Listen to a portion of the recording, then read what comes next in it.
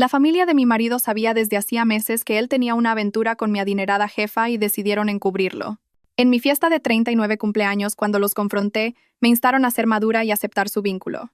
Su madre incluso dijo: «No seas egoísta. Se merecen la felicidad». Sonreí con calma, asentí y les entregué un sobre. Minutos después, él gritaba, suplicándome que volviera, con los ojos fijos en el contenido del sobre. Estaban todos allí cuando entré en la sala de juntas. Carlos, sus padres, Pilar y Guillermo, incluso su hermana Patricia. Pero no era una reunión de Meridiano Inversiones. Era el despacho privado de Anastasia de la Vega, y mi jefa estaba sentada a la cabeza de la mesa como si perteneciera a la familia de mi marido. Pilar fue la primera en hablar. «Clara, queríamos hablar contigo sobre oportunidades de reestructuración». Me quedé helada en el umbral, viendo moverse los labios de mi suegra mientras mi cerebro procesaba lo que realmente estaba viendo. La mano de Carlos descansando en el hombro de Anastasia, su anillo de bodas reflejando la luz de los ventanales que daban a las 4 torres de Madrid. «¿Reestructuración?», me oí decir. Guillermo se aclaró la garganta. «Tu puesto en Meridiano. Anastasia tiene algunas ideas sobre tu futuro aquí». Fue entonces cuando me di cuenta de los documentos legales esparcidos sobre la mesa y la firma de Anastasia ya en ellos. La reunión había sido programada para las 3 p.m. Lo recuerdo porque estaba revisando los informes de cumplimiento normativo trimestrales cuando la asistente de Anastasia llamó diciendo que era urgente. Sin detalles, solo que necesitaba subir a la planta ejecutiva de inmediato. El viaje en ascensor de 32 pisos me pareció normal, incluso rutinario. Había hecho ese trayecto cientos de veces en mis 5 años en Meridiano Inversiones, generalmente llevando informes sobre evaluación de riesgos o violaciones regulatorias que necesitaban la aprobación de Anastasia. Pero entrar en esa sala cambió todo lo que creía saber sobre mi vida. «Siéntate», Clara dijo a Anastasia, su voz con ese tono particular que usaba para dar malas noticias a los clientes sobre sus carteras de inversión. Llevaba el traje de Carolina Herrera carmesí que le había elogiado el mes pasado, el que dijo que la hacía sentir poderosa durante negociaciones difíciles. Permanecí de pie. Mis piernas se sentían desconectadas de mi cuerpo, pero de alguna manera me mantenían erguida. La mesa de caoba entre nosotros podría haber sido un océano. Carlos no me había mirado ni una vez desde que entré. Sus ojos permanecían fijos en un punto invisible más allá de mi hombro, de la misma manera que lo hacía cuando calculaba riesgos de mercado que no quería reconocer.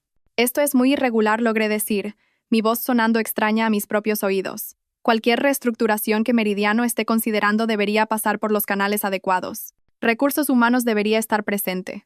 Patricia se movió incómoda en su asiento, aferrando su bolso de Loewe en su regazo como un salvavidas. Había estado llorando recientemente. Lo noté por el corrector cuidadosamente aplicado bajo sus ojos. La misma marca que me había pedido prestada en Nochebuena, cuando tuvo aquella pelea con su exnovio. «Esto no es exactamente una reestructuración corporativa estándar», dijo Guillermo, ajustándose la corbata. El anillo de sello de ICADE que siempre llevaba captó la luz de la tarde que entraba por las ventanas de la oficina de Anastasia. «Es más bien una discusión familiar que resulta tener implicaciones profesionales». «¿Discusión familiar?». Las palabras quedaron suspendidas en el aire como una acusación. Los miré a cada uno por turno. Estas personas con las que había compartido 12 años de Navidades, cumpleaños y comidas de domingo. Pilar no me miraba a los ojos, centrándose en la pantalla de su móvil, donde podía ver el reflejo de los mensajes de texto que intentaba responder discretamente. Patricia abría y cerraba la boca como si quisiera hablar, pero no encontrara las palabras. Y Carlos, mi marido, el hombre que había prometido amarme y respetarme frente a 200 invitados en nuestra boda, estaba sentado allí como un extraño con un rostro familiar. «¿Qué tipo de discusión familiar requiere la presencia de mi jefa?», pregunté, aunque una parte de mí ya lo sabía. Las noches hasta tarde que Carlos había estado trabajando, los inesperados viajes de negocios que coincidían con el itinerario de Anastasia, la forma en que Pilar había empezado a preguntar sobre mis horas extras y mis viajes de auditoría con un interés inusual. Anastasia se reclinó en su silla, la misma silla donde hace 6 meses me dijo que me ascendían a directora senior de cumplimiento normativo, que mi integridad y atención al detalle me hacían invaluable para el futuro de Meridiano, que me veía como algo más que una empleada, como alguien a quien estaba preparando para ser socia. «Clara, eres una mujer inteligente», comenzó, usando la voz que reservaba para explicar instrumentos financieros complejos a nuevos clientes. «Seguramente has notado que la dinámica en tu matrimonio ha estado evolucionando». ¿Evolucionando? ¿Qué palabra tan clínica para la traición? Y todos ustedes han sido conscientes de esta evolución. Miré a Pilar, la mujer que me enseñó su receta secreta del cochinillo de Navidad, que me había sostenido la mano durante el funeral de mi padre el año pasado. Pilar finalmente levantó la vista de su móvil. No queríamos hacerte daño innecesariamente. Algunas cosas se resuelven solas si se les da tiempo y espacio. Tiempo y espacio, repetí. ¿Es así como llaman a las reuniones secretas en el despacho de mi jefa? Los documentos legales sobre la mesa volvieron a llamar mi atención. Desde donde estaba, podía distinguir suficiente texto para entender su propósito. Acuerdos de separación, hojas de reparto de activos, incluso lo que parecía un borrador de carta de dimisión de mi puesto en Meridiano, mecanografiada en papel con el membrete de la empresa. Ya habéis preparado mi dimisión. La risa que se me escapó sonó frágil, lo suficientemente afilada como para cortar. Qué considerados. Queríamos hacer esta transición lo más suave posible, dijo Guillermo usando su voz de sala de juntas, la que desplegaba al negociar contratos para el negocio familiar de importación. Anastasia ha sido muy generosa con las condiciones de la indemnización. ¿Generosa? Mi mentora, la mujer en la que había confiado mi carrera, había estado planeando mi desaparición profesional mientras, al parecer, seducía a mi marido, y su familia no solo lo sabía, sino que lo había facilitado. Saqué mi móvil y tomé una foto de la escena, todos ellos sentados alrededor de esa mesa con sus documentos preparados y sus explicaciones ensayadas. Parecían un consejo de administración llevando a cabo una OPA hostil, lo cual, en cierto modo, era lo que estaban haciendo. Clara, por favor, sé razonable, Carlos finalmente habló, su voz cuidadosa, medida. Esto no tiene por qué ser conflictivo. Lo miré entonces, lo miré de verdad. El hombre para el que había preparado el desayuno esa mañana, cuyo café había preparado exactamente como le gustaba. Un poco de azúcar, un chorrito de leche. Llevaba la corbata que le había regalado por su cumpleaños, la plateada que resaltaba sus ojos. Tienes razón, dije, sorprendiéndolos con mi calma. No tiene por qué ser conflictivo en absoluto. Me di la vuelta y caminé hacia la puerta, deteniéndome con la mano en el pomo. Por cierto, Anastasia, puede que quieras revisar la sección 12 del Código de Ética Corporativa de Meridiano. La parte sobre las relaciones de supervisores con familiares de subordinados. Escribí esa sección yo misma, ¿recuerdas? Requisitos de documentación muy exhaustivos. El color desapareció del rostro de Anastasia mientras abría la puerta. Ah, y Pilar, cancela lo que sea que estés planeando para mi fiesta de cumpleaños el próximo mes. Haré mis propios arreglos. Los dejé allí, en esa sala de juntas con sus documentos y sus planes de reestructuración, sabiendo que la fachada de nuestra familia perfecta acababa de hacerse añicos sin posibilidad de reparación. Pero yo también sabía algo que ellos no, que llevaba semanas documentando irregularidades en los informes de gastos de Anastasia, que había notado el patrón de las supuestas reuniones de Carlos con clientes que coincidían con el horario de ella, y que la directora senior de cumplimiento normativo de Meridiano Inversiones tenía acceso a cada registro financiero, cada correo electrónico, cada transacción de tarjeta de crédito corporativa, que contaría la verdadera historia de su traición. El viaje en ascensor hacia abajo se sintió diferente esta vez. 32 pisos para planificar mi próximo movimiento. 32 pisos para pasar de víctima a arquitecta de mi propia venganza. El ascensor llegó a la planta baja de Meridiano Inversiones, y crucé el vestíbulo de mármol con unas piernas que se sentían desconectadas de mi cuerpo. El guardia de seguridad me saludó con la cabeza de la misma manera que lo había hecho cada tarde durante 5 años, sin saber que mi mundo entero acababa de implosionar 32 pisos más arriba. Fuera, Madrid se arremolinaba en su caos habitual de taxis y peatones. Pero yo me quedé en la acera, incapaz de recordar dónde había aparcado mi coche esa mañana. Mi móvil vibró. Marcos, mi asistente, me había enviado 3 mensajes mientras estaba en esa sala de juntas. Necesito hablar contigo urgentemente. Extraoficialmente. ¿Podemos vernos en la cafetería de la calle Orense? Marcos nunca pedía reuniones fuera de la oficina. En 3 años de trabajo juntos, nuestras conversaciones se habían limitado a mi despacho, la sala de reuniones del departamento de cumplimiento, o intercambios rápidos junto a la impresora. Encontré mi coche de alguna manera y conduje hasta la cafetería, con las manos firmes en el volante, incluso mientras mi mente reproducía los dedos de Carlos en el hombro de Anastasia. Marcos ya estaba allí, encorvado sobre un portátil en el reservado del rincón, su habitual apariencia impecable ligeramente arrugada. Levantó la vista cuando me senté frente a él, y algo en su expresión hizo que se me encogiera el pecho. Llevo 2 semanas debatiendo si enseñarte esto, dijo sin preámbulos, girando la pantalla de su portátil hacia mí. Pero después de verte bajar del despacho de Anastasia con esa cara, no puedo quedarme callado. La pantalla mostraba el calendario de Anastasia, el acceso ejecutivo que Marcos tenía para programar reuniones. Había resaltado docenas de bloques en los últimos 3 meses. Revisión de cartera. Privada aparecía una y otra vez, siempre en momentos en que yo estaba de viaje por auditorías o revisiones de cumplimiento. Nunca hay un nombre de cliente adjunto, dijo Marcos en voz baja. Ni información de conexión, ni sala de reuniones reservada. Y mira el patrón. Se desplazó por las semanas y lo vi claramente. Cada una de las revisiones de cartera coincidía con mi agenda fuera de la oficina. ¿Cuánto tiempo lleva pasando esto? Mi voz sonó sorprendentemente normal. La primera que noté fue en septiembre, el fin de semana que fuiste a Barcelona a la conferencia regulatoria. Marcos abrió otra pantalla, esta vez mostrando los registros de la tarjeta de crédito corporativa. Anastasia cargó una cena para dos en DiverXO ese sábado. Lo anotó como desarrollo de clientes, pero sin nombre de cliente registrado. Septiembre, hace 3 meses. La misma época en que Carlos había empezado a bloquear su portátil, a recibir llamadas en su estudio con la puerta cerrada, a ducharse antes del desayuno en lugar de después. Hay más, dijo Marcos, su voz suave pero firme. La firma de inversión de tu marido empezó a recibir referencias de Meridiano por la misma época. Clientes de alto valor que normalmente irían a nuestros socios preferentes. Miré la pantalla, viendo la evidencia de la disolución de mi vida expuesta en entradas de calendario e informes de gastos. ¿Por qué me enseñas esto, Marcos? Estás asumiendo un riesgo enorme. Cerró el portátil y me miró a los ojos. Porque eres la única ejecutiva en Meridiano que me ha tratado como a un ser humano en lugar de como a un mueble. Y porque lo que están haciendo no solo está mal, es ilegal. Desviar clientes para beneficiar una relación personal. Eso es una violación de unas 12 regulaciones diferentes que tú me enseñaste a vigilar. Mi móvil sonó antes de que pudiera responder. El nombre de Pilar apareció en la pantalla. Lo dejé pasar al buzón de voz, pero volvió a llamar inmediatamente. Será mejor que conteste, dije, aunque lo último que quería era oír la voz de mi suegra. Clara, cariño, dijo Pilar cuando contesté, su tono brillante y artificial. He estado intentando localizarte. ¿Vienes a comer el domingo? Necesito saberlo para el catering. ¿Catering? ¿Desde cuándo pides catering para la comida del domingo? Oh, ¿no te lo ha dicho Carlos? Tenemos algunos invitados extra.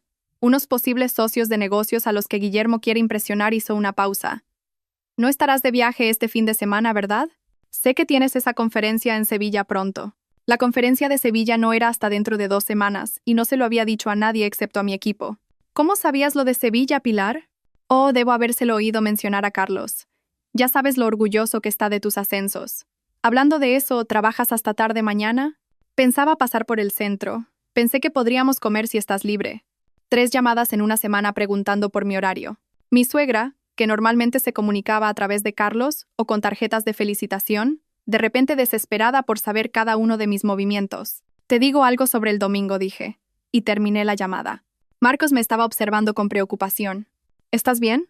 Mi suegra ha llamado 3 veces esta semana preguntando por mi horario. Nunca lo había hecho antes. Volví a mirar las entradas del calendario. Marcos, ¿puedes comprobar si había algún apellido familiar en el calendario de Anastasia durante esas horas bloqueadas? Sus dedos volaron sobre el teclado. No puedo ver los detalles de la reunión, pero... Sacó el registro de visitantes de la seguridad del edificio. Esto es interesante. Carlos Serrano se registró como invitado de Anastasia 4 veces en el último mes. Siempre durante tus fechas de viaje. 4 veces.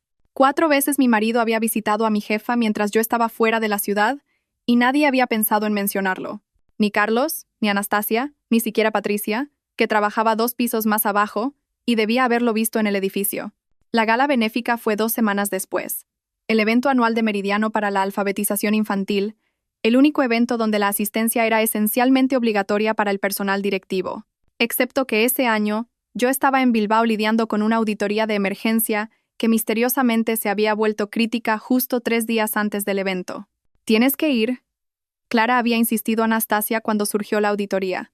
Eres la única en la que confío para manejar la cuenta de Fitzgerald correctamente. Yo me excusaré por ti en la gala. Había pasado todo ese fin de semana en una estéril habitación de hotel de Bilbao, revisando documentos que podrían haber esperado otra semana, perdiéndome la gala donde, al parecer, mi marido había sido el acompañante de mi jefa. Las fotos en el Instagram de la empresa contaban la historia que no se suponía que debía ver. Carlos, con su smoking, junto a Anastasia con un impresionante vestido dorado, su mano en la parte baja de su espalda mientras posaban con clientes. El pie de foto decía: Meridiano Inversiones agradece el apoyo de nuestra familia extendida. ¿Familia extendida? La frase me daba náuseas ahora. Mi colega Beatriz lo había mencionado casualmente el lunes siguiente. Tu marido es encantador. Hizo reír a todo el mundo en la mesa de Anastasia. Es un relaciones públicas nato. La mesa de Anastasia. No en la recepción general, no mezclándose con varios grupos, sino sentado en su mesa durante toda la noche. Un honor normalmente reservado para clientes importantes o miembros del consejo, no para los cónyuges de los empleados. La pieza final del rompecabezas llegó 3 semanas antes de mi 39 cumpleaños en la boda de Raquel. Era la sobrina de Guillermo, una chica dulce que acababa de terminar su residencia en el Hospital La Paz. La recepción fue en la terraza del Círculo de Bellas Artes, con vistas al skyline de Madrid y fuentes de champán. Estaba en la terraza disfrutando de un momento de tranquilidad cuando Jaime me encontró. El hermano menor de Carlos siempre había sido el eslabón débil en la armadura de la familia Serrano, demasiado sensible para su enfoque estratégico de las relaciones. Se tambaleaba ligeramente, agarrando una copa de champán como un salvavidas. Clara dijo, su voz espesa por el alcohol y algo más. Eres demasiado buena para todo esto, para lo que están haciendo. ¿Qué está haciendo quién, Jaime? Miró a su alrededor nerviosamente, luego se inclinó más cerca. La familia. Han estado manejando las cosas, gestionando la situación, pero mereces saber que... Jaime. Patricia apareció como por arte de magia, su sonrisa afilada como el cristal. Mamá te está buscando. Algo sobre el brindis. Le agarró del brazo, pero Jaime se resistió. Deberías saberlo, Patri. Han pasado meses. Toda la familia lo sabe, y todos estamos fingiendo. Jaime está abrumado, me dijo Patricia, sus dedos clavándose en el brazo de su hermano. Emociones de boda y demasiado champán. Ya sabes cómo se pone. Se lo llevó a rastras antes de que pudiera terminar. Pero sus palabras resonaron en mi mente. Toda la familia lo sabe. Toda la familia lo sabe. Las palabras ebrias de Jaime me persiguieron mientras conducía a casa desde la boda de Raquel. El skyline de Madrid se difuminaba a través de lágrimas que me negaba a dejar caer. En mi espejo retrovisor, todavía podía ver las luces del Círculo de Bellas Artes, donde dentro la familia de mi marido continuaba celebrando, habiendo silenciado con éxito otra casi confesión de su eslabón más débil. Esa noche, no pude dormir.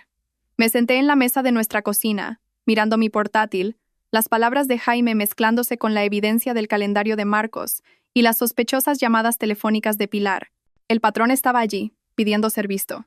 Pero necesitaba más que sospechas. Necesitaba pruebas que se sostuvieran no solo en mi corazón, sino en cualquier tribunal o sala de juntas donde esto pudiera terminar. Mi compañera de universidad, Beatriz, había sobrevivido a su propia pesadilla corporativa hacía 2 años, cuando su socio malversó fondos mientras tenía una aventura con su marido. Me había hablado de una contable forense que la había salvado de la ruina financiera total. Encontré su mensaje con la información de contacto. Laura García, Investigaciones Financieras Discretas. Laura contestó al segundo tono aunque era pasada la medianoche. Beatriz me dijo que podrías llamar, dijo simplemente. ¿Puedes venir mañana? Trae todos los documentos financieros a los que puedas acceder. Declaraciones de la renta, extractos bancarios, carteras de inversión, registros corporativos, todo.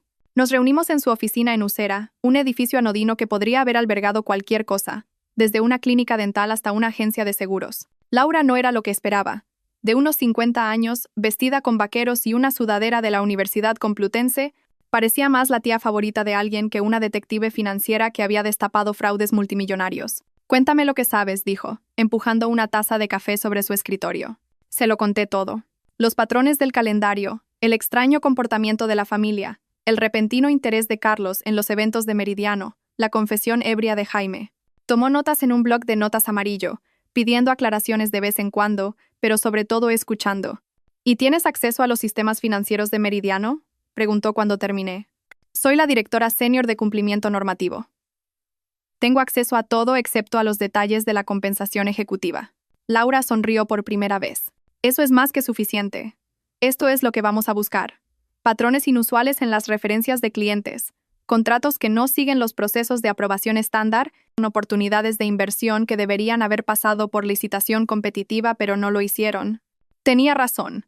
Durante los siguientes 3 días, trabajando fuera de horario cuando las oficinas de Meridiano estaban vacías, saqué registros que pintaban un cuadro devastador. Hace 6 meses, justo cuando empezaron a aparecer esos misteriosos bloques en el calendario, Anastasia había comenzado a desviar oportunidades de inversión a firmas más pequeñas en lugar de a nuestros socios institucionales habituales. La firma que recibía la mayor parte de estas oportunidades. Inversiones Globales Serrano. el negocio familiar al que Carlos se había unido 2 años atrás. Las cifras eran asombrosas. Bonos municipales premium que deberían haber ido a nuestros clientes de primer nivel, oportunidades de capital privado con rendimientos garantizados, asignaciones de acciones pre-IPO por las que las firmas de inversión matarían. Todo dirigido silenciosamente al negocio de importación en apuros de los Serrano, que misteriosamente había girado hacia la gestión de inversiones justo cuando Anastasia y Carlos se acercaban más. 2 millones de euros en negocio dirigido en 6 meses, dijo Laura cuando le mostré la documentación.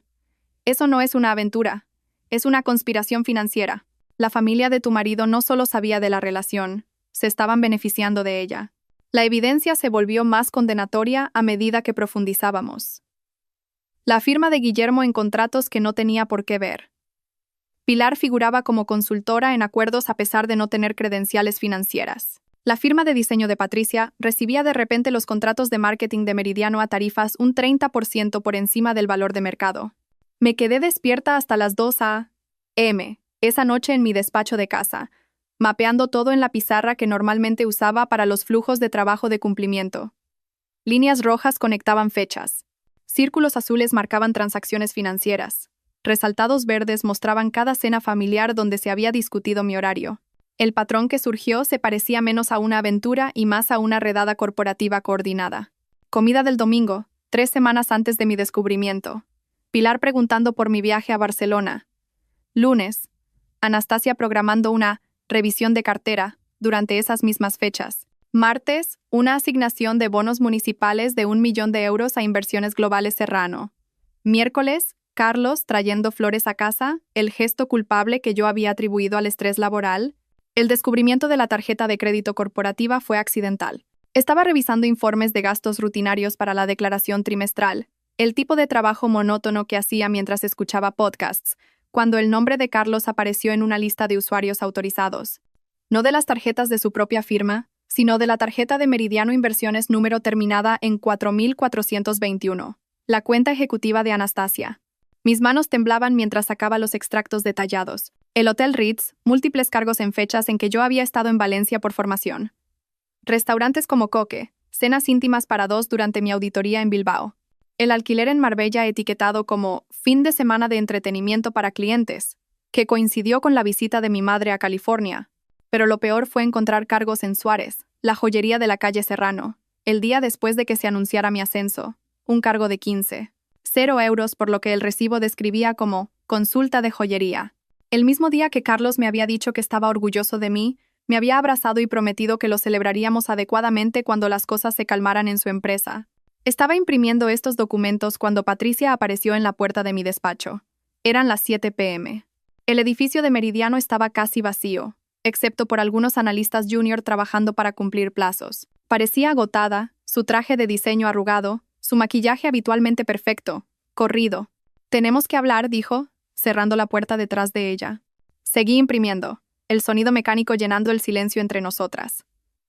Patricia se sentó en mi silla de invitados, agarrando su bolso como una armadura. «Sé que lo sabes», dijo finalmente. «Jaime me contó lo de la boda», lo que casi dijo.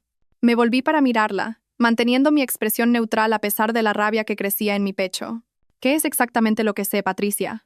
Abrió la boca, la cerró, miró al techo como buscando intervención divina. «La familia, hemos estado tratando de protegerte de un dolor innecesario.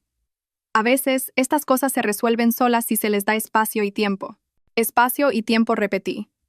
¿Es así como llamáis a facilitar reuniones secretas entre mi marido y mi jefa? El rostro de Patricia se descompuso. No se suponía que fuera así. Al principio era solo negocio. Anastasia podía ayudar a la firma de nuestra familia, y Carlos era el enlace natural.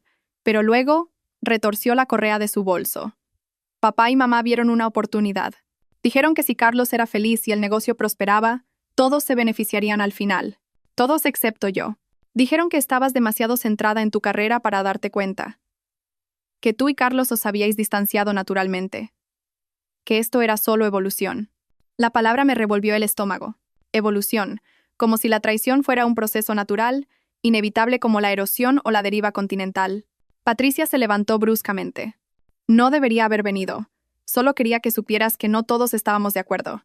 Jaime y yo intentamos decirles que estaba mal, pero el dinero, Clara, el negocio familiar se estaba hundiendo. Papá iba a perderlo todo.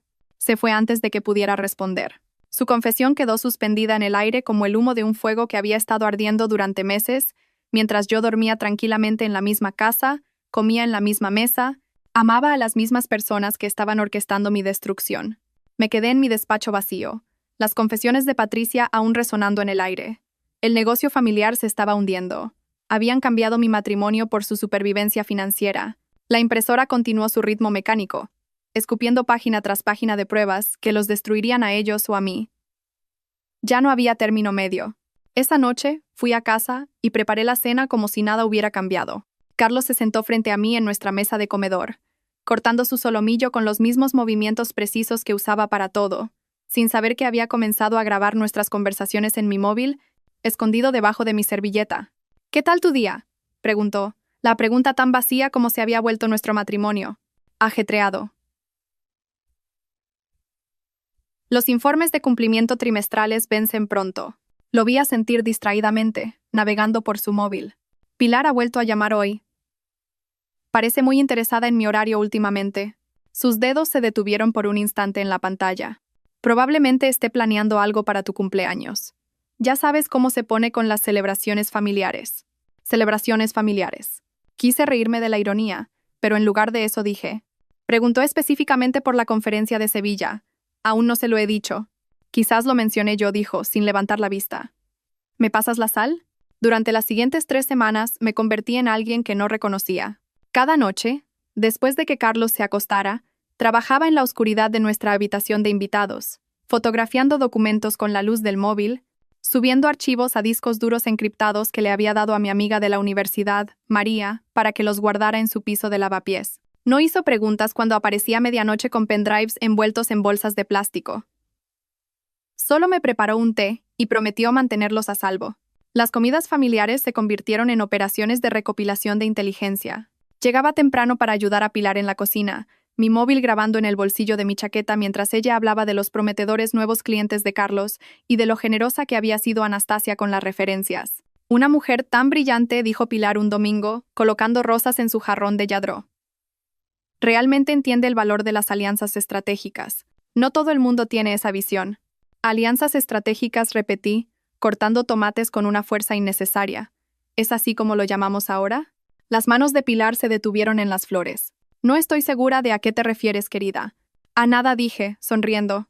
Solo pensaba en el trabajo. Guillermo era menos sutil.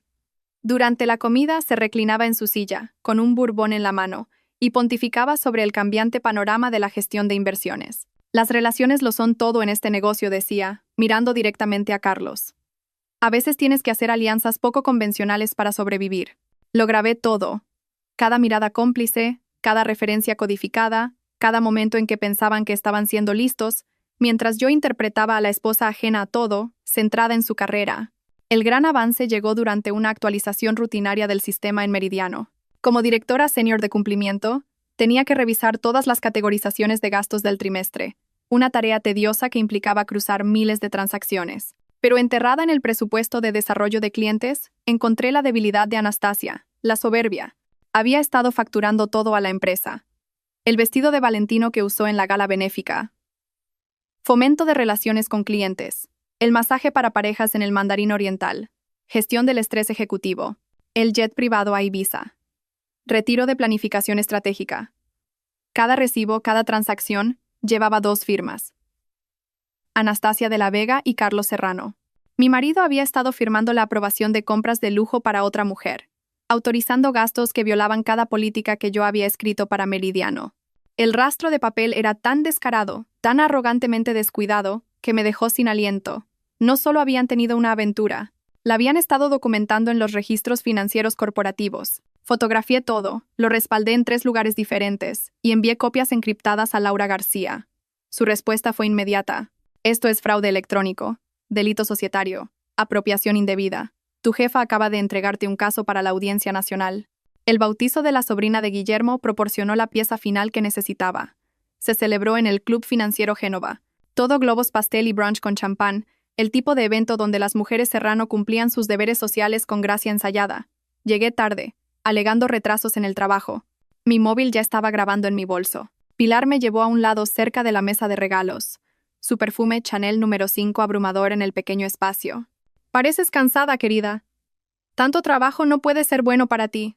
Es solo una época exigente, dije, dejando que el agotamiento se colara en mi voz. A veces me pregunto si me estoy perdiendo otras cosas por centrarme tanto en mi carrera. Los ojos de Pilar se iluminaron con la satisfacción de alguien que había estado esperando una oportunidad. Una carrera es importante, pero no debería serlo todo.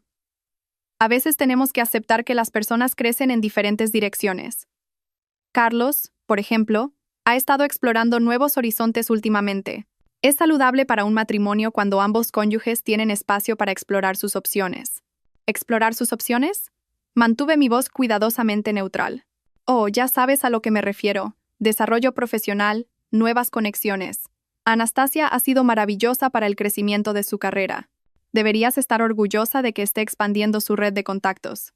¿Y crees que yo debería centrarme en mi carrera mientras Carlos explora? Exactamente. Pilar me apretó el brazo, confundiendo mi tono con aceptación. Eres una chica tan lista, Clara. Céntrate en lo que haces mejor y deja que Carlos haga lo mismo. Todos terminan más felices así. Sus palabras, capturadas claramente en mi móvil, eran la confesión que necesitaba. No solo el conocimiento de la aventura, sino el fomento activo, la planificación estratégica, la colusión familiar y mi humillación. Esa noche me encerré en nuestro dormitorio mientras Carlos asistía a otra reunión tardía con un cliente que ambos sabíamos que no tenía nada que ver con clientes. Extendí todo sobre la cama. Correos electrónicos impresos, recibos fotografiados, grabaciones transcritas, el análisis financiero de Laura, la evidencia del calendario de Marcos. Parecía el cuarto de guerra de un fiscal preparándose para el juicio del siglo. Trabajé hasta el amanecer, organizando todo en un único informe completo. Cada sección meticulosamente documentada con fechas, horas y pruebas. Solo el fraude financiero ascendía a más de 300.000 euros en fondos malversados. Los conflictos de interés violaban docenas de regulaciones de la CNMV. El rastro de papel conducía directamente desde el despacho ejecutivo de Anastasia a las cuentas bancarias de la familia Serrano. Pero la sección más condenatoria era la cronología.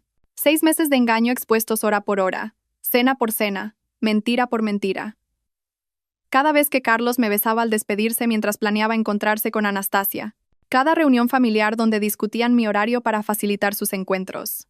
Cada momento en que me sonreían mientras contaban el dinero que fluía de mi jefa a sus cuentas. Mientras el sol salía sobre Chamberí, miré al hombre que dormía en nuestra cama, su rostro pacífico a la luz de la mañana. No tenía idea de que yo había construido un caso que destruiría todo lo que conocía.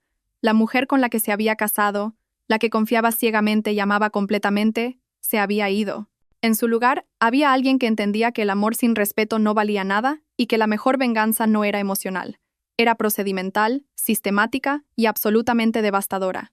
Cerré mi portátil y miré el informe completo que había reunido. Mi marido seguía durmiendo plácidamente a mi lado mientras el sol de la mañana pintaba de dorado las paredes de nuestro dormitorio. La evidencia era completa, innegable y devastadora. Ahora necesitaba decidir cómo desplegarla. La respuesta llegó 3 días después en forma de una llamada de Pilar. Clara, cariño, tu cumpleaños es el mes que viene, dijo, su voz con un brillo inusual que me puso en alerta de inmediato. Guillermo y yo queremos organizar una fiesta para ti en nuestro chalet de La Moraleja. Es un cumpleaños tan señalado. Los 39 merecen una celebración adecuada. Pilar nunca se había ofrecido a organizar mi cumpleaños en 12 años de matrimonio. Mis cumpleaños siempre habían sido cenas tranquilas con Carlos, a veces un viaje de fin de semana si nuestros horarios lo permitían. El entusiasmo repentino se sentía orquestado, como todo lo demás que la familia Serrano había estado planeando a mis espaldas. Es muy generoso por tu parte, Pilar. Pero insisto, interrumpió, su tono pasando de sugerencia a orden. Ya he empezado a hacer los preparativos. El sábado 15, cócteles a las 7, cena a las 8. Pensé en mantenerlo íntimo, familia y amigos cercanos. ¿A quién tenías en mente para la lista de invitados? Hubo una pausa, del tipo que precede a palabras cuidadosamente ensayadas. Bueno, la familia, por supuesto. Algunos socios de Guillermo, y pensé que sería apropiado invitar a Anastasia de la Vega, dada vuestra relación profesional. Sería un buen gesto, ¿no crees? Demostrar que no hay fronteras entre la vida laboral y familiar. Sin fronteras. La frase quedó suspendida entre nosotras como una confesión que no se dio cuenta de que había hecho. Apreté mi móvil con más fuerza, forzando mi voz a permanecer firme. Por supuesto, Anastasia definitivamente debería estar allí. Maravilloso. Me encargaré de todo. Tú solo ven y luz hermosa. Después de colgar, me senté en mi escritorio y tracé exactamente lo que Pilar estaba planeando. Un entorno controlado donde pudieran manejar la narrativa. Probablemente planeaban anunciar la relación de Carlos y Anastasia como si fuera una decisión mutua a la que todos habíamos llegado juntos. Lo enmarcarían como sofisticado, moderno, evolucionado. Todas las palabras que habían estado ensayando en sus reuniones familiares mientras tramaban mi humillación. El momento era perfecto, pero no por la razón que ellos pensaban. Pasé la semana siguiente haciendo mis propios preparativos. Primero visité las oficinas de la Comisión Nacional del Mercado de Valores, CNMV, en el Paseo de la Castellana. El austero vestíbulo del edificio y los controles de seguridad me parecieron apropiados para lo que estaba a punto de hacer. La investigadora que tomó mi informe, una mujer llamada Juana Torres con ojos amables y un comportamiento inflexible, revisó mi documentación con creciente interés. Esto es exhaustivo, dijo, hojeando las pruebas del fraude financiero. ¿Cuánto tiempo llevas recopilando esto? 3 semanas de documentación activa, pero los delitos abarcan 6 meses. Levantó la vista bruscamente ante la palabra delitos. ¿Entiendes que presentar una denuncia formal desencadena una investigación que no se puede detener una vez que comienza? Lo entiendo completamente. 2 días antes de la fiesta, entregué personalmente copias de todo a 3 destinos diferentes. La CNMV recibió la documentación completa del fraude financiero. El Consejo de Administración de Meridiano recibió un paquete por burofax detallando el uso indebido de recursos corporativos y el incumplimiento del deber fiduciario de su CEO. La Fiscalía Anticorrupción recibió pruebas de la conspiración más amplia que implicaba manipulación de contratos y soborno comercial. Cada paquete estaba programado para llegar el lunes por la mañana, 48 horas después de mi fiesta de cumpleaños. Quería que los Serrano disfrutaran de su último fin de semana pensando que habían ganado, antes de que su mundo implosionara con la fuerza de una investigación a nivel nacional. El sobre que preparé para la fiesta en sí era una obra maestra de destrucción condensada. En un solo sobre de Manila, coloqué las piezas de evidencia más condenatorias. Fotografías de las firmas de Carlos en los gastos personales de Anastasia, capturas de pantalla de mensajes de texto entre él y Anastasia, discutiendo los beneficios financieros de su relación para la familia, la admisión grabada de Pilar de que quería que me centrara en mi carrera mientras Carlos exploraba opciones, y copias de las denuncias presentadas con sus sellos oficiales visibles. Lo sellé con el mismo cuidado metódico que usaba al preparar informes de violaciones de cumplimiento que acabarían con carreras y desencadenarían investigaciones penales. Este sobre sería mi regalo de cumpleaños para mí misma, el momento en que dejaría de ser su víctima y me convertiría en la arquitecta de su caída. María aceptó asistir a la fiesta sin dudarlo cuando le expliqué lo que necesitaba. Nos reunimos en una cafetería en Lavapiés, donde vivía, lejos de cualquier encuentro casual con el círculo de los Serrano. ¿Quieres que grabe lo que pase?, preguntó, removiendo el azúcar en su café con leche. ¿Están planeando algo? Puedo sentirlo. Quieren usar mi fiesta de cumpleaños para forzarme a aceptar la situación públicamente, probablemente con todos sus amigos de la alta sociedad como testigos. La expresión de María se endureció. Había estado en mi boda, me había visto construir mi vida con Carlos, me había visto intentar equilibrar mi carrera con ser la perfecta esposa Serrano. ¿Dónde debería colocarme? Pilar siempre da los discursos desde la chimenea de su salón. Si puedes conseguir un ángulo claro desde cerca del bar, lo capturarás todo. Usa tu móvil, pero sé discreta. Quiero documentación de lo que sea que hayan planeado, y quiero múltiples ángulos de sus reacciones cuando les dé mi respuesta. Vas a enfrentarlos. Voy a darles exactamente lo que creen que quieren. Una respuesta madura y sofisticada a su traición. Simplemente no se darán cuenta hasta que sea demasiado tarde de que mi definición de madurez incluye la rendición de cuentas. El jueves antes de la fiesta, visité a mi abogada para asegurarme de que todas mis finanzas personales estuvieran protegidas. Abrí nuevas cuentas bancarias solo a mi nombre. Moví mis fondos de pensiones y documenté el valor actual de todos los bienes gananciales. Si Carlos quería el divorcio después de lo que se avecinaba, yo estaría preparada. Esa noche, encontré a Carlos en su estudio, la puerta inusualmente abierta.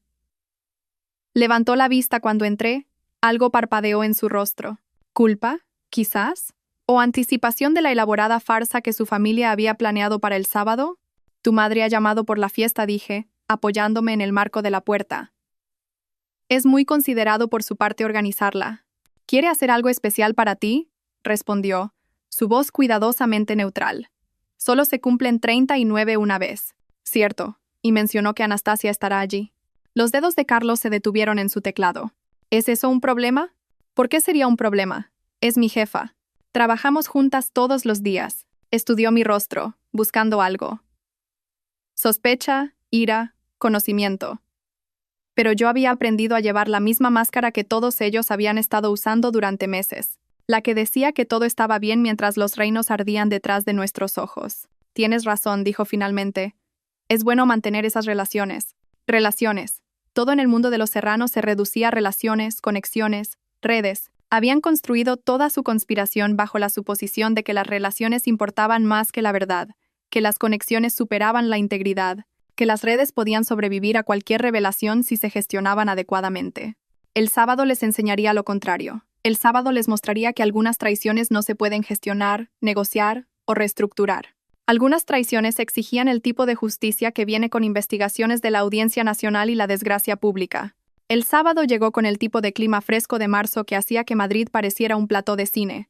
Me paré frente al espejo de mi dormitorio, ajustando el vestido de cóctel negro que había elegido específicamente para esta noche, lo suficientemente elegante para los estándares de Pilar, lo suficientemente oscuro para un funeral. Que en cierto modo, esto era la muerte de las ilusiones, de los lazos familiares, de la vida que todos habíamos pretendido vivir. Carlos salió del baño, su colonia llenando la habitación con el mismo aroma que había usado en nuestra boda.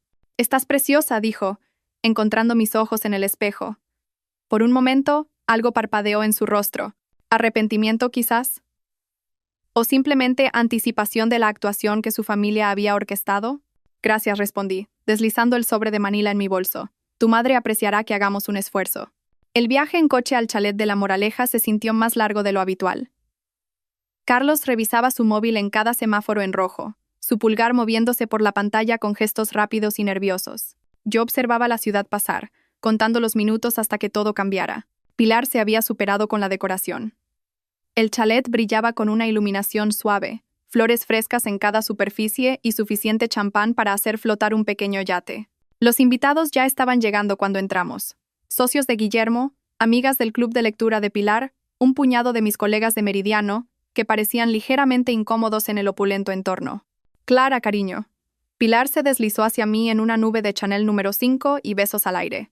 Feliz cumpleaños. Estás absolutamente deslumbrante. Detrás de ella vi a Anastasia cerca del bar, con un vestido rojo que probablemente costaba más que el alquiler mensual de la mayoría de la gente. Levantó su copa de champán hacia mí en un brindis simulado, su sonrisa afilada como el viento de invierno. María ya se había posicionado exactamente donde habíamos discutido, con el móvil discretamente listo, su expresión neutral mientras charlaba con uno de los compañeros de golf de Guillermo sobre la volatilidad del mercado. La fiesta se desarrolló como una danza cuidadosamente coreografiada. Se pasaron aperitivos, se sirvió champán, y las conversaciones fluyeron sobre temas seguros: precios inmobiliarios, planes de vacaciones, la moneda social habitual de Madrid. Pero podía sentir la corriente subterránea de anticipación, la forma en que Pilar seguía mirando su reloj, cómo Guillermo y Patricia intercambiaban miradas significativas a través de la habitación. Exactamente a las 8:30, Pilar tintineó su copa con una cucharilla de plata, pidiendo atención.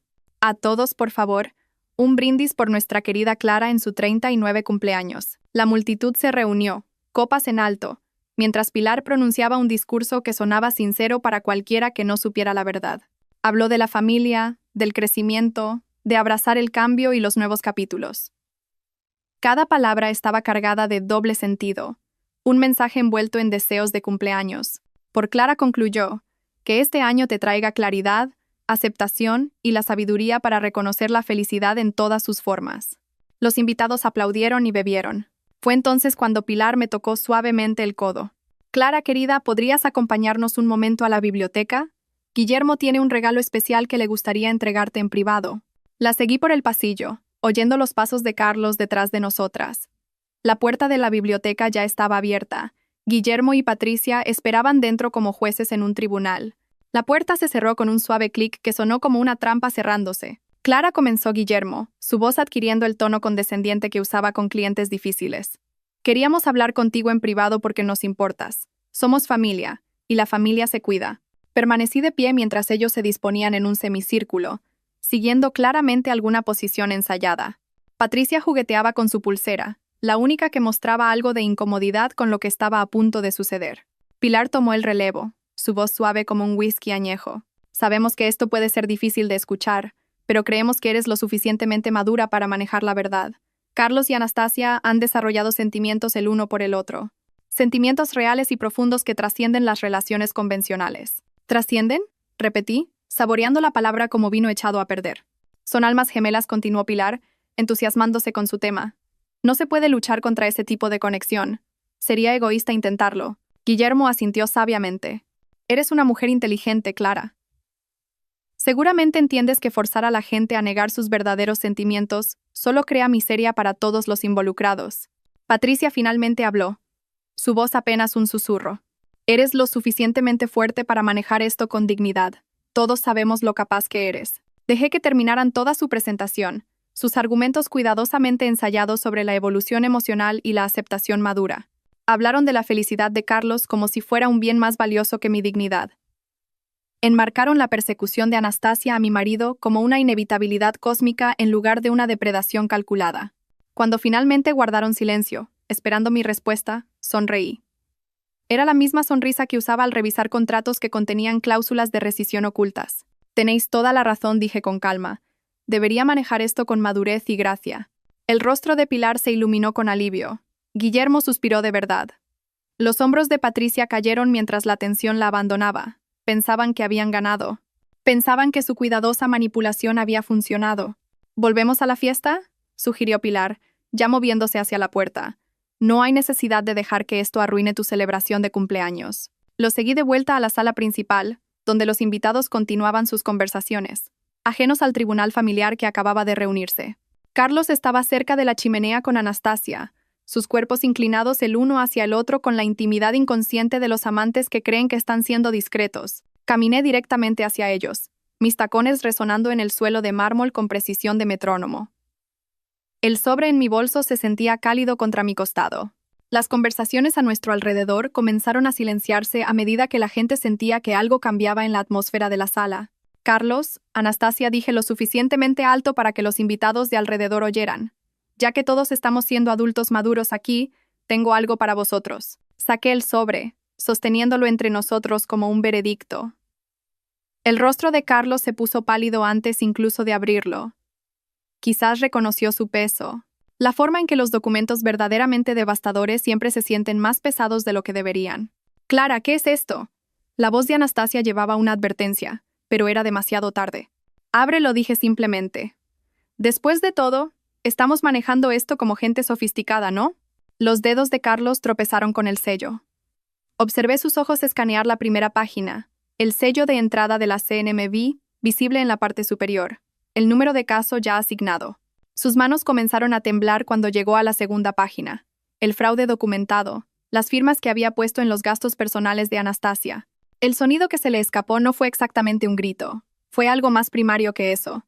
El sonido de alguien viendo cómo todo lo que había construido se evaporaba como la niebla de la mañana. El sobre se le cayó de las manos, las páginas esparciéndose por el suelo de mármol, donde los invitados podían ver los encabezados oficiales. La palabra fraud, visible en negrita, el nombre de la empresa familiar listado como co-conspirador en delitos financieros. Clara, por favor, no lo entiendes, su voz se quebró, extendiendo hacia mí unas manos que habían firmado la renuncia a nuestro matrimonio por un dinero que nunca había ganado legalmente. Lo entiendo perfectamente, dije, mi voz resonando en la ahora silenciosa habitación. La familia de mi marido ha sabido de su aventura con mi jefa durante meses. Lo facilitaron porque Anastasia estaba desviando ganancias ilegales a su negocio en apuros. Cada persona que estaba en esa biblioteca acaba de intentar convencerme de que aceptara esto en silencio. La habitación permaneció congelada mientras los documentos yacían esparcidos por el suelo de mármol italiano importado de Pilar. Los invitados parecían estatuas, las copas de champán suspendidas a medio camino de los labios, observando cómo el mundo cuidadosamente construido de la familia Serrano se hacía añicos en tiempo real. María, desde su posición junto al bar, lo había capturado todo en su móvil. La confrontación, los papeles esparcidos y ahora el silencio atónito que siguió a mi anuncio. Pilar fue la primera en moverse, su rostro pasando por un carrusel de emociones, confusión, rabia, miedo y finalmente un tipo de cálculo desesperado mientras intentaba encontrar palabras que pudieran salvar la situación. Esto es obviamente un malentendido, dijo, su voz demasiado aguda, dirigiéndose a la sala en lugar de a mí. Los asuntos familiares pueden ser tan complicados. Las investigaciones por fraude de la Audiencia Nacional no son asuntos familiares, dije, agachándome para recoger una de las páginas. Esta es una copia de la denuncia presentada ante la CNMV. El lunes por la mañana, los investigadores comenzarán a revisar cómo Anastasia de la Vega utilizó los recursos de Meridiano Inversiones para enriquecer el negocio de la familia Serrano a través de contratos ilegales y comisiones. Anastasia permaneció perfectamente inmóvil. Su vestido rojo ahora parecía una bandera de advertencia. Sus ojos se encontraron con los míos a través de la sala y vi el momento exacto en que comprendió el alcance de lo que había hecho. Su móvil vibró 1, 2, 3 veces. Probablemente su abogado ya la estaba alertando de las órdenes de embargo que afectarían sus cuentas en cuestión de horas. Los invitados comenzaron a marcharse, murmurando excusas sobre madrugones y compromisos olvidados. Nadie quería asociarse con un escándalo de esta magnitud. Los compañeros de golf de Guillermo evitaron el contacto visual mientras pasaban de largo. Las amigas del club de lectura de Pilar susurraron entre ellas, componiendo ya los chismes que se extenderían por el barrio de Salamanca antes del aperitivo del domingo. Para el lunes por la tarde, las fichas del dominó caían con una velocidad impresionante. Me senté en el despacho de mi casa, observando la destrucción a través de correos electrónicos, alertas de noticias y llamadas que no contesté. El Consejo de Administración de Meridiano convocó una reunión de emergencia a las 7 a.m. Para el mediodía, Anastasia estaba suspendida a la espera de una investigación. Su acceso a la empresa fue revocado, su oficina sellada. La UDEF, Unidad de Delincuencia Económica y Fiscal, había llegado a las 10 a.m., con cajas y discos duros, comenzando la contabilidad forense, que desentrañaría años de fraude cuidadosamente oculto. Marcos me envió un único mensaje. Se ha ido. Hay agentes aquí. El consejo quiere verte mañana a las 9 a.m. El negocio de la familia Serrano se desangró de clientes como una arteria seccionada. 3 contratos importantes fueron rescindidos en 24 horas mientras los socios se apresuraban a distanciarse del escándalo. El teléfono de Guillermo sonaba constantemente. Podía oírlo desde la calle cuando pasaba en coche por su chalet, pero nadie llamaba con buenas noticias. El martes por la noche, Carlos vino a casa a hacer las maletas. Oí su llave en la cerradura y me quedé en la cocina, dándole espacio para recoger sus cosas. Pero me encontró de todos modos, de pie en el umbral de nuestro dormitorio con los ojos enrojecidos y una barba de 3 días. ¿Podemos hablar? Su voz estaba ronca, rota. Me aparté de la ventana donde había estado observando despertar a Madrid tras otra noche de insomnio. No hay nada que discutir. Tu abogado puede contactar con la mía. Entró en la habitación y de repente el espacio se sintió demasiado pequeño. Clara, por favor, déjame explicarte. ¿Explicar qué? ¿Cómo firmaste los gastos personales de Anastasia? ¿Cómo tu familia orquestó todo esto? ¿Cómo os sentabais todos a planificar mi humillación mientras comíais las cenas que yo preparaba?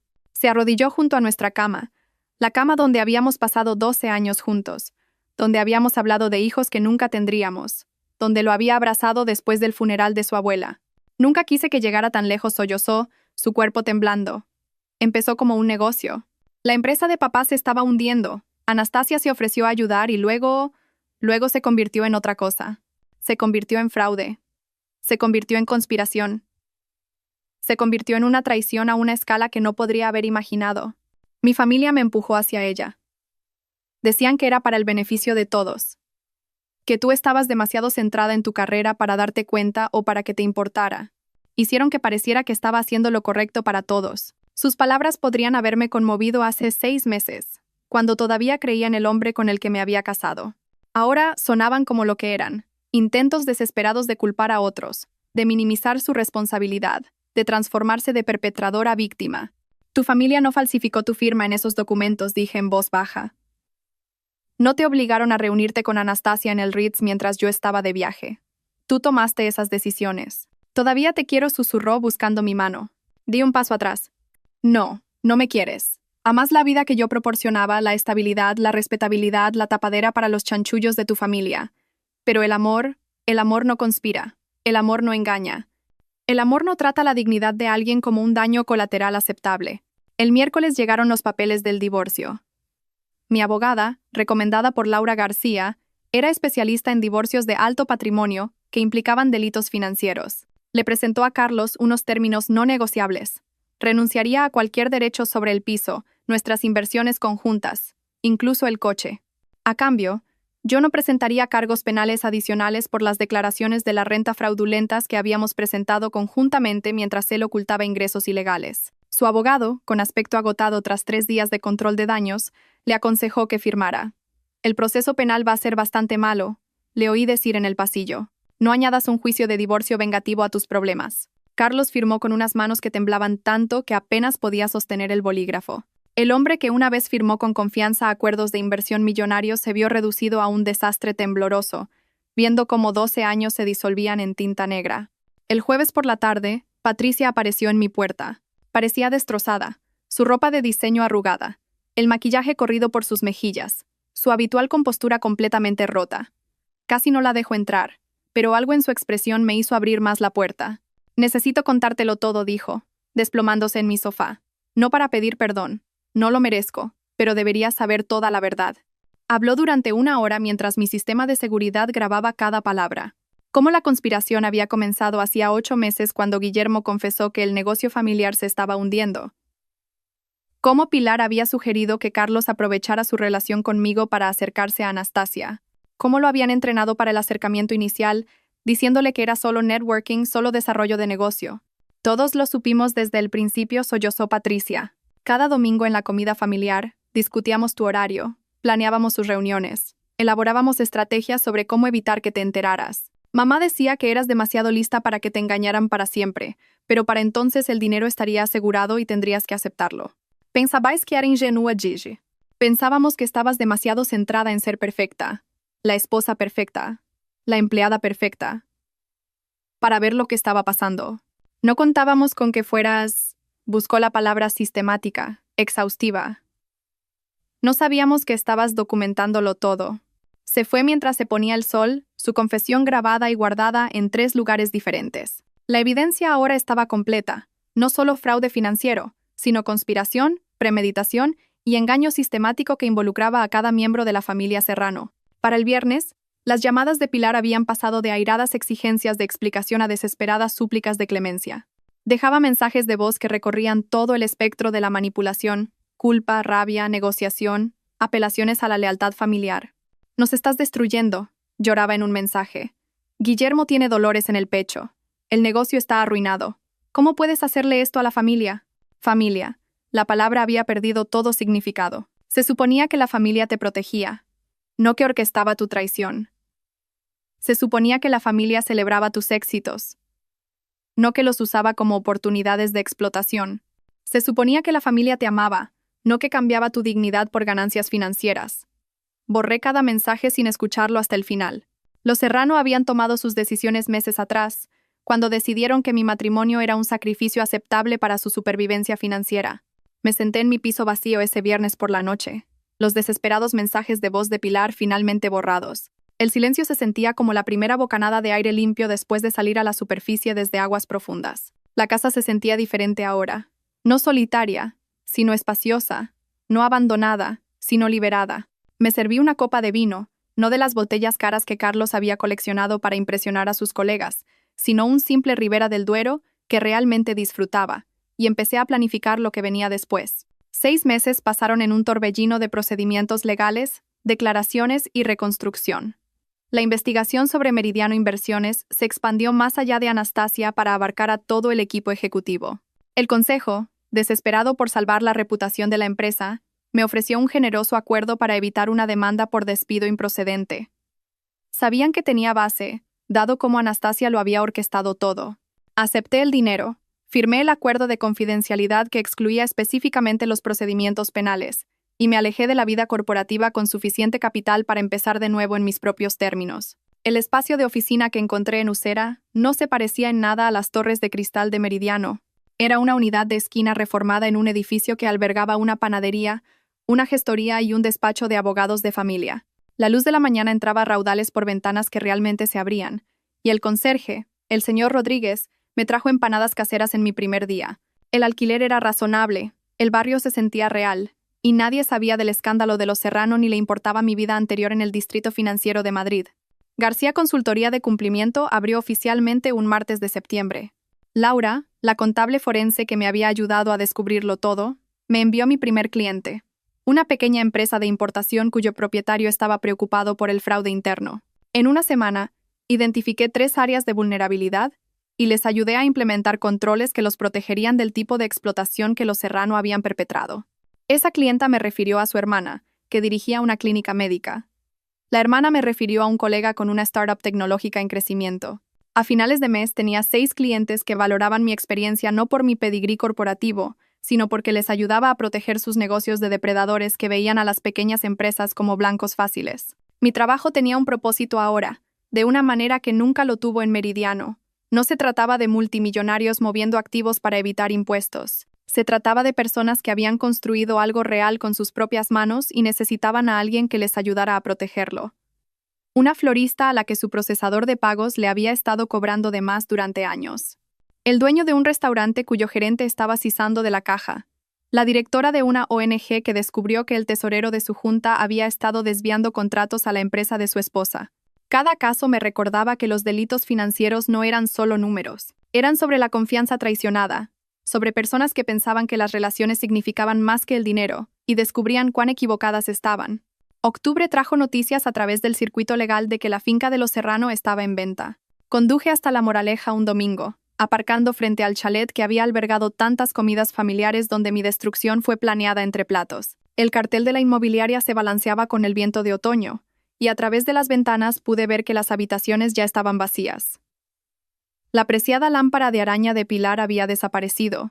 La biblioteca de Guillermo, donde habían coleccionado primeras ediciones que nunca leyeron, estaba desnuda.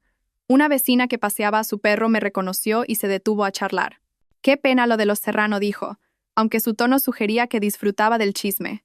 Tuvieron que venderlo todo: la casa, los coches, incluso la colección de joyas de Pilar. Las costas legales, ya sabes, y la salud de Guillermo no ha estado bien desde el estrés de todo esto. Hice los ruidos compasivos apropiados, pero no sentí nada. Ellos habían elegido este camino cada vez que facilitaron una reunión secreta. Cada vez que discutieron mi horario para crear oportunidades para la traición. Cada vez que me miraron a los ojos sabiendo lo que me estaban robando. Los juicios penales comenzaron en enero. Anastasia negoció un acuerdo para reducir su pena a 2 años de prisión en régimen abierto y 5 años de libertad condicional, a cambio de testificar sobre la corrupción más amplia en Meridiano. El negocio de la familia Serrano se disolvió por completo, sus activos liquidados para pagar multas y acuerdos. Carlos evitó la cárcel por poco, pero recibió 3 años de libertad condicional y se le prohibió permanentemente trabajar en servicios financieros. Su foto policial apareció en la sección de economía de El País, su rostro demacrado y hueco. Nada que ver con el hombre seguro de sí mismo que una vez estuvo a mi lado en nuestra boda.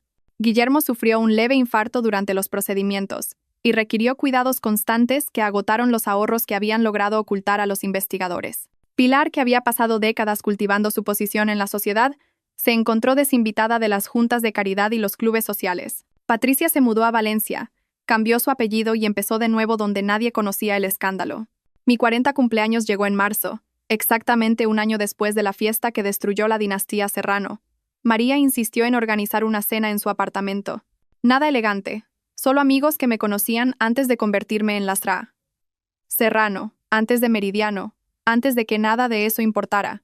Nos sentamos alrededor de la mesa de su cocina comiendo comida china de los cartones, bebiendo vino que costaba 12 euros la botella, jugando a las cartas hasta la medianoche. Nadie mencionó a Carlos ni el escándalo. Hablamos de cosas normales. El ascenso de María en el hospital, el nuevo bebé de nuestra amiga Beatriz, el libro del club de lectura que nadie había terminado de leer. «Te veo bien», dijo María mientras me acompañaba a la puerta al final de la noche. «Realmente bien. No solo sobreviviendo, sino realmente bien». Tenía razón. Por primera vez en años, quizás por primera vez en mi vida, me sentía alineada con mi propia vida. Sin actuaciones, sin gestionar apariencias, sin relaciones estratégicas que requirieran mantenimiento y cálculo constantes. Una semana después, estaba en la puerta de mi piso, con un café en la mano, viendo a Madrid despertar a una mañana de primavera perfecta. Los almendros estaban en flor a lo largo de la calle, y las familias comenzaban sus rutinas de domingo. Una pareja joven pasó con su bebé en un cochecito, y pensé en los hijos que Carlos y yo nunca tuvimos. Una bendición ahora, aunque no lo pareciera en su momento. Mi móvil vibró con un mensaje de un nuevo cliente. Una pequeña firma de inversión que quería ayuda para establecer protocolos de cumplimiento que los protegieran tanto del fraude interno como de socios depredadores. Era exactamente el tipo de trabajo que importaba: ayudar a las empresas a protegerse de gente como Anastasia y los Serrano.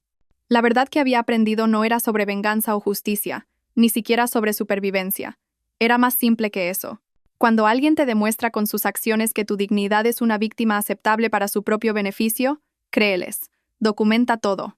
Denúncialo a las autoridades competentes y luego construye algo mejor con lo que quede. Los Serrano pensaron que estaban llevando a cabo una sofisticada operación financiera, que su conspiración era sobre dinero, conexiones y ventajas estratégicas. Nunca entendieron que lo que realmente estaban haciendo era enseñarme mi propio valor. No en euros ni en estatus social, sino en la simple capacidad de reconocer el engaño, documentar la verdad y negarme a ser cómplice de mi propia destrucción. De pie allí, en la mañana de primavera, me di cuenta de que había ganado algo más valioso que cualquier acuerdo o veredicto. Había ganado el derecho a vivir sin pretensiones, a trabajar sin compromisos y a confiar sin miedo. Los Serrano lo habían perdido todo intentando tomar lo que no era suyo. Yo lo había ganado todo simplemente negándome a dejar que lo hicieran. Si esta historia de venganza calculada te ha mantenido en vilo hasta el final, pulsa el botón de me gusta ahora mismo. Mi parte favorita fue cuando Clara le entregó a Carlos ese sobre en su fiesta de cumpleaños, viendo cómo su mundo se desmoronaba al darse cuenta de que ella lo había documentado todo. ¿Cuál fue tu momento favorito? Déjalo en los comentarios. No te pierdas más historias apasionantes como esta. Suscríbete y activa la campanita de notificaciones para no perderte ninguna publicación.